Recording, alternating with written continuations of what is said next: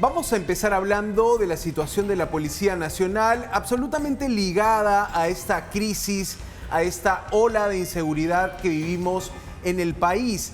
Ayer el ministro, luego del Consejo de Ministros, el ministro Juan José Santibáñez, Lore, amigos todos, dio una información que me parece ataca un punto crucial en la lucha contra la delincuencia. La policía no tiene las suficientes armas para luchar, neutralizar, desmantelar organizaciones criminales. El ministro procede a declarar en desabastecimiento. La Policía Nacional declara una suerte de emergencia porque contó que hay muchos problemas en la compra de pistolas, de balas, de chalecos antibala y también de fusiles. Imagínate la policía sin armas combatiendo la delincuencia. Esa parece ser la realidad que ayer el ministro quiso exponer y contó algo que es aún más grave. Dice que, por ejemplo, el proceso para comprar chalecos antibalas en la policía se ha caído 3 veces. Que el postor, en toda compra pública, se presentan 3 o 4 empresas, claro, o el número indefinido de empresas que quieren venderle chalecos al Estado. El Estado declara como ganadora a una empresa y la que quedó en segundo lugar impugna todo el proceso. Dice, esto se dio mal. La verdad es que es una historia, realmente aquí estamos hablando de cosas concretas y no de tanto promesas, sí, claro, estados de emergencia, ministro se va, ministro se queda. En este caso, Lore, la situación de desabastecimiento y lo difícil que es para el Estado peruano comprar armas, chalecos, fusiles a sus policías. Vamos a escuchar la palabra del ministro del Interior, Juan José Santibáñez, que la verdad reveló que en esta lucha contra la delincuencia estamos muy atrás ya desde lo administrativo. Ya ni siquiera estoy hablando de operativos, detectives, lo administrativo. La policía no puede comprar los elementos que necesita. Escuchemos. Se está declarando en desabastecimiento a la Policía Nacional, esencialmente en 3 rubros: el desabastecimiento de pistolas y municiones, el desabastecimiento de chalecos antibalas y el desabastecimiento de fusiles. El proceso de adquisición de chalecos antibalas se ha caído 3 veces. Y se ha caído 3 veces por la impugnación, muchas veces, de quienes no resultaban ganadores o beneficiarios en estas compras. La policía no puede esperar más. Bueno, efectivamente la situación no necesariamente pasa por tener pocas armas, que sí, que es real, pero no estamos en una situación de policías sin pistolas. Estamos más bien en una situación de un Estado que no puede regularmente cerrar compras millonarias. El ministro dejaba entrever que se iba a hacer a través del sector defensa. Lo que me llega como información desde policías que hace meses vienen, primero cuestionando que muchas de las armas terminan en el mercado negro. Lo contó Punto Final, lo contó la unidad de investigación, este ruleteo de las armas.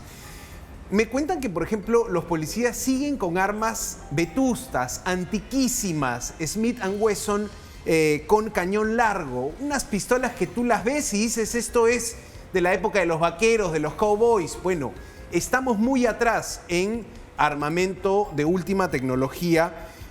Los chalecos pueden tener más de 20 años, casi inservibles, ¿no? Tú no solo necesitas armas para atacar a la delincuencia, para poder patrullar bien las calles, necesitas hacer constantes prácticas de tiro entre los policías y allí tienes un problema.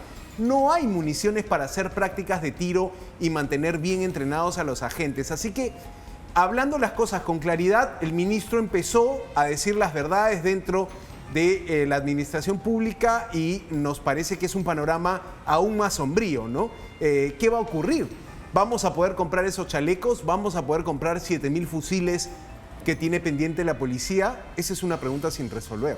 Es una pregunta sin resolver de hace muchos años. Es un problema de fondo en la policía. ¿Cuántas veces se han reportado esas historias de policías que te cuentan que compran sus balas, que si sus propias armas, que tienen que comprar sus armas, sus uniformes, que ellos porque no se reponen con la necesidad que requieren, ¿no?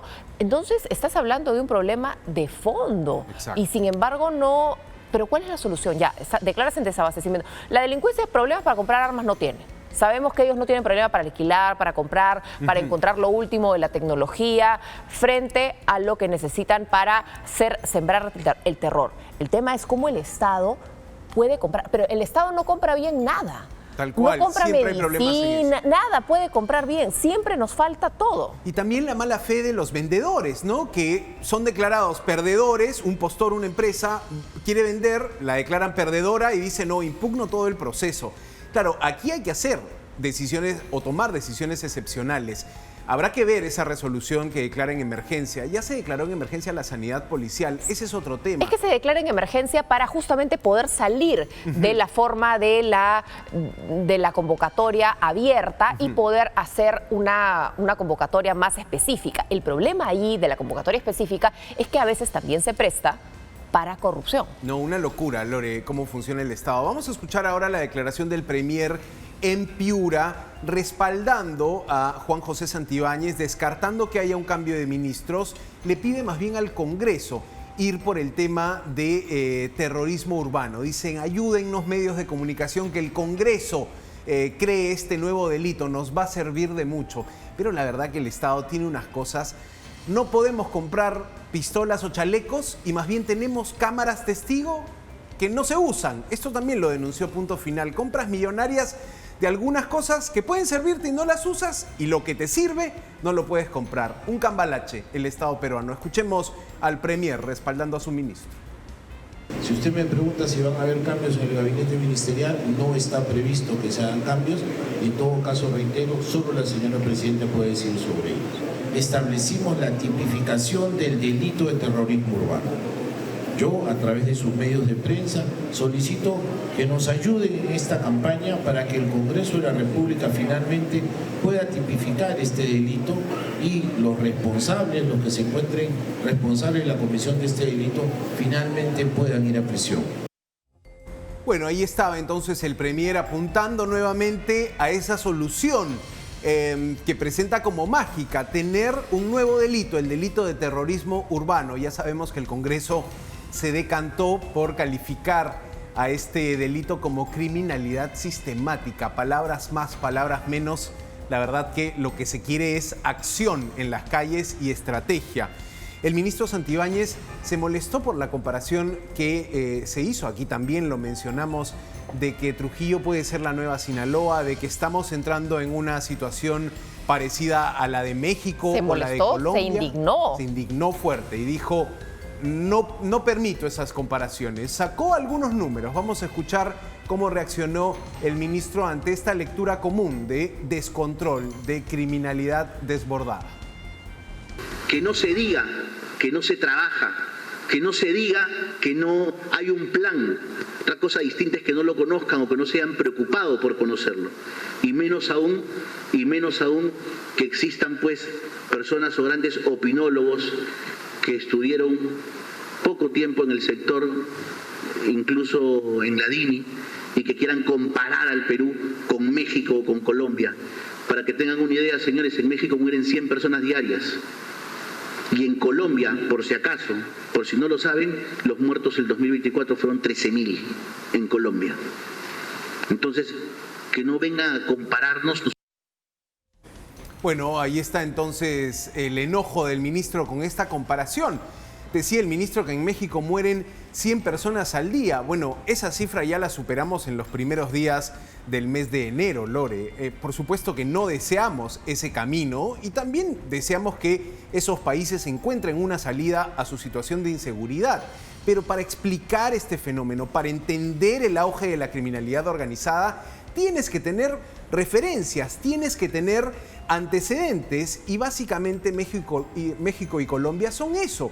Son a veces antecedentes de lo que se hizo bien, lo que se hizo mal. En Colombia se habla de cómo ciudades salieron de una situación de alta delincuencia y se convirtieron en lugares más tranquilos. En México tienes a un estado que en algún momento le declara la guerra al narcotráfico y termina con muchas más muertes. Entonces son estrategias. Estamos para hacer comparaciones y estamos para entender una realidad compleja.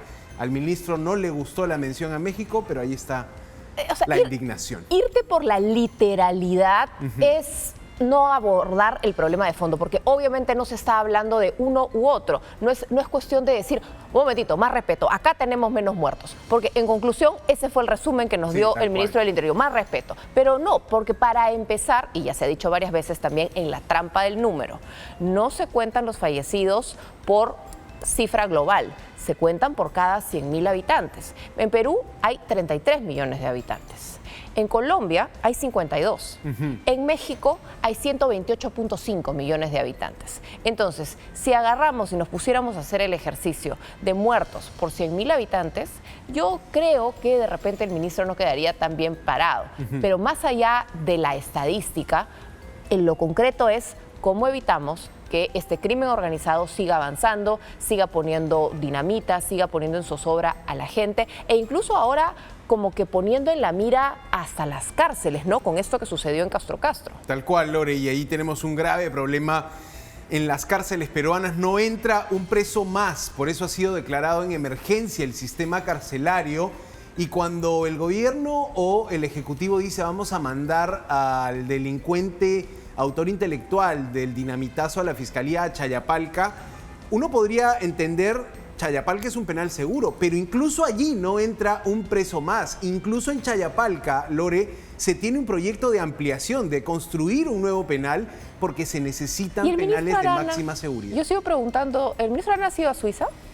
El ministro Arana de Justicia. Pregunto, no, ¿está en Suiza? Está acá y ayer estaba reunido con representantes de la OCDE. Pero más allá de la OCDE, hablar de la competitividad, que además la OCDE ha dejado varias observaciones preocupantes sobre lo que han visto, porque obviamente tienen dos dedos de frente, pero el planteamiento, en medio de esta crisis, se necesita un pronunciamiento de justicia para el tema carcelario, el tema del INPE. La persona que supuestamente es el autor intelectual de lo sucedido al Ministerio Público tenía su celular dentro del penal. ¿Cuáles son las nuevas medidas? ¿Han removido funcionarios? ¿Se declara en reorganización? ¿Van a aumentar personal? ¿Cuál es el plan desde las cárceles de nuestro país para que estas cosas dejen de seguir pasando? Hasta ahora no escucho al ministro Arana en esa línea. Muy fuera del debate el ministro de Justicia, quizá sin querer manchar un poco su gestión, probablemente sin mucho que ofrecer,